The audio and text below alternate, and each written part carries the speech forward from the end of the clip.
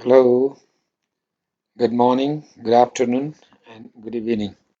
I'm Dr. Bhawani Shankar Adhikari. Today, I have come with the voice that is passive voice of future tense. Last time I did present tense and past tense. This is third future tense. आज future tense को passive voice कसरी change गरिन्छ भनेर लिएर आएको छु. Better learn it. Future tense is used to talk about the future happenings. फ्युचरमा के हुँदैछ भन्ने कुरो गफ गर्नको लागि फ्युचर टेन्सको प्रयोग गरिन्छ. It is formed always with shall or will in the sentences. shall र will छ भने सधैँ फ्युचर भन्ने कुरो भन्नु पर्यो सेन्टेन्समा. सिम्पल फ्युचर टेन्स भनेको subject shall will be1 object. Active voice यस्तो हुन्छ. Subject shall will and base form of the verb and object. Passive shall will, subject shall will, be past participle by an object. Passive be लाग्छ shall will को पछाडि past participle हुन्छ भित्र. Ram will play football. Ram subject will play be1 football. Active voice हो. Football will be played by Ram. Passive will be played by Ram. यसरी football will be played by Ram. This is future, simple future. Note, continuous tense cannot change into passive voice change because be plus ing is already in the active tense मै हुन्छ. जस्तै example मा Ram will be playing football. अब यहाँ यसलाई फेरि passive बनाइदैन. Future perfect, simple future continuous चाहिँ passive हुँदैन. Future perfect tense now. Future perfect भनेको will, shall will, have and past participle and object. Shall will र को पछाडि have आएर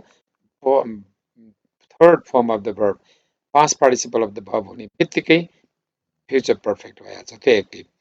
And then passive मा subject shall will, shall, have, been, past participle by an object, you passive, right? Example, Ram will have played football. Will have or played verb past participle active मा. Passive मा के भयो? Football will have been. Job been हुन्छ that becomes passive. Played by Ram. Football खेलिने वाला छ Ramdwara. This is future perfect passive. Note, future perfect tense cannot change into passive because future perfect continuous tense है यहाँ continuous future perfect continuous tense there continuous is missed. Future perfect is changed into passive but future perfect continuous चाहिँ यहाँ continuous भन्ने छोड्यो. Continuous tense cannot be changed into passive because been, have been is already in it, right? Passive voice of modal auxiliary verb.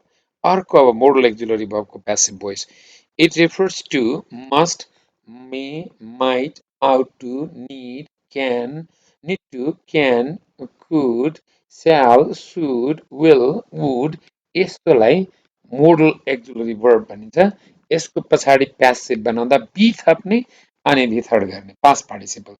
We add be and then make past participle of the verb. Subject can, could, shall, should, may, might, will, would, must, ought to, need to, and be1 and object that is active. यस्तो भएको सबै active हो. Passive मा subject can, could, shall, should, may, might, will, would, must, ought to, need to यी सबैको पछाडि be अनि past participle and then by an object that is passive. Example, he subject ought to त्यति मध्ये एउटा one of them out of all other selections ought to play football active. Now football ought to be played by him that is passive. Football ought to be played by him. यसरी passive बनाइन्छ. This is modal auxiliary verbs. These are all modal auxiliary verbs. यी सबै मध्ये एउटा सबैको त्यस्तै हो, right? This is how we change into passive. Now passive voice of yes no question. Yes no question को पनि passive voice. Question छ भने question मै राखिन्छ. Do, does, not पनि हुन सक्छ. Subject question हुने त्यो do does सुरुमा आउँछ. be1 and object active भयो. Passive do does को सट्टामा हामी is mr प्रयोग गर्छौं. See, is mr in place of do does we use is mr and subject. If there is negative, we use not. If there is positive, we do not use not. अनि subject भित्र by object passive यस्तो हुन्छ. Example, do you play football? Active boy. Do I? You subject. Play. B1. Football. And passive is football played by you. Question हुनुपर्छ. There must be question even in passive. In place of do as does we use is mr to make passive. So is football played by you. Passive मा के football खेलिन्छ त क्वेसनै राख्नु पर्यो नि त. So is mr is used. Does he play football? अब यहाँ पनि is football played by him, right? अब माथि do you भो यहाँ चाहिँ does को एक्जाम्पल हो एउटै हो sentence. Does she eat apples? उनले खान्छन् खाँदिनन्. अब यहाँ apples प्लुरल भएको हुनाले is भएन. Are apples is plural. Are apples eaten by her? कि एप्पलहरू खान्छन् खाँदिनन्. Because of apples there is are. Otherwise there would have been is. यदि apples plural नभएर एउटा an apple भएको भए is an apple eaten by her भनिन्थ्यो. This is how it is made passive of yes no questions. Now another one, is mr subject before an ing, it is also active.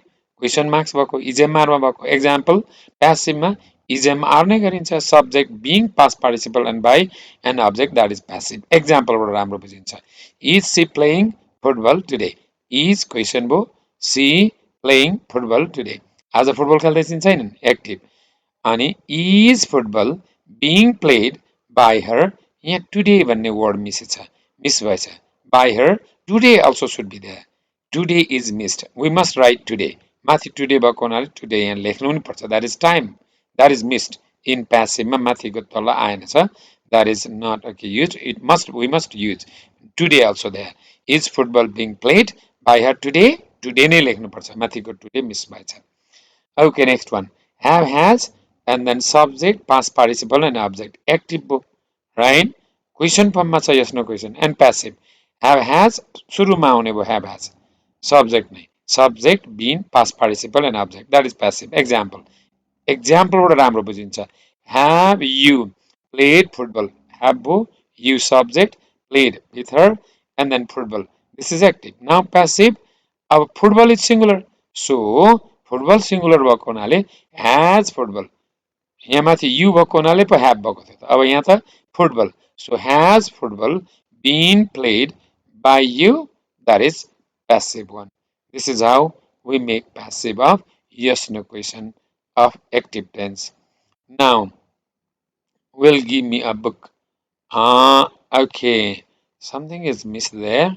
He will give me a book. Passive कसरी बनाउने? Book will be, I will be given a book by him. Alright, otherwise, will you give me a book? Question mark थियो भने. And then, will I be given a book? Question marks हुँदा. यसैलाई change गर्दा, he will, otherwise, subject is missed there. And then, he will have killed the virus. कसरी बनाउने passive? The virus will have been killed by her. यो future perfect. Have छ past participle, will पनि छ. So the virus will have been killed by him. Does he eat a mango? यसलाई बनाऊ त. Passive, does छ भने is mr. Mango is singular. And then, is mango eaten by him? That is the question. More exercise. Change the active voice into passive. She mazes होइन. She eats maize. यहाँ छुट्टै छ. Question बनाउन. Does she eat maize? Does अगाडि does छुट्यो. Right? Does she eat maize? अनि यसलाई passive बनाउँदाखेरि is maize eaten by her? यहाँ does अगाडि does हुनुपर्छ. Do you read English? Question marks हुनुपर्छ. यहाँनिर question marks is missed. It is not slash. Right? Do you read English? English पढ्छौ त? अनि is English read by you? Question marks नै हुनुपर्छ. Are you calling him now? Right? तिमी उसलाई बोलाउँदैछौ? How it change? And then is you him भयो नि त. Is he being called by you now? किन यहाँ he is बनायो? यो him लाई subject बनाइदिन्छ.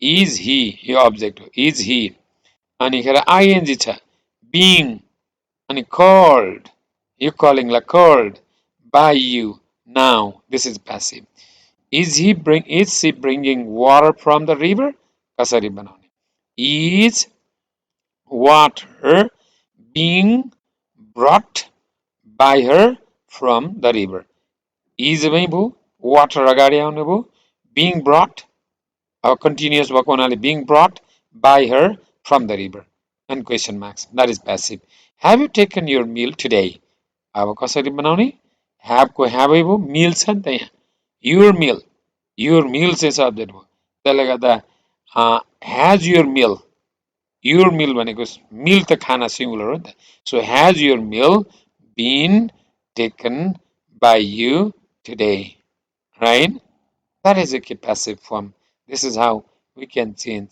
the passive this is the example okay it is good enough you can just repeatedly listen and then read more and keep the structure in your mind thank you you must improve your